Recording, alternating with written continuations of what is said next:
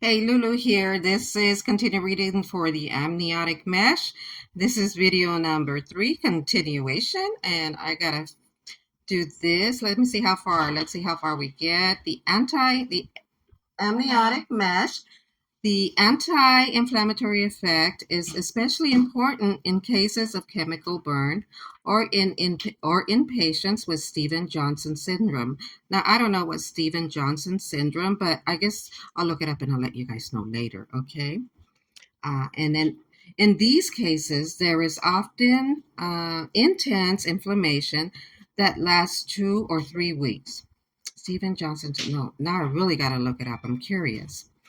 The doctor says, Dr. Gregory says, after it subsides, we can see that a lot of skin has been lost on the surface of the eye, and those areas fill in with scar tissue.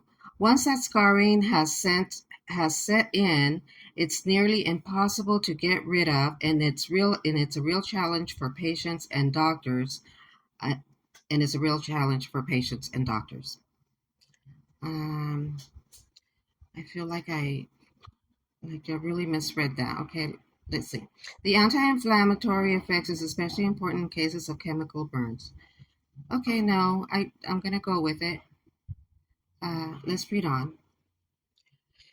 When used as a graft, the amnio mesh is typically glued or sutured in place of an epithelium or expected to grow over it. When it is used as a bandage, which is what happened with me, the epithelium is expected to grow in the underneath it rather than over the top.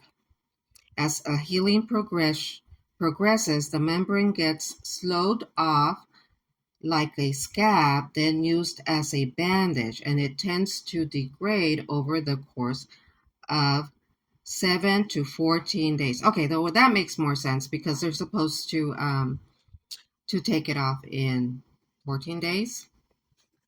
I still don't feel like I did that right. When used as a graft, AM is typically glued or sutured the epithelium. When it is used as a bandage, the epithelium is expected to grow in underneath the epithelium point underneath. As the healing progresses, the membrane gets slowed off like a scab. Okay, now I get it. It takes me a couple of times to read it before my mind just registers. Anyways, bye bye.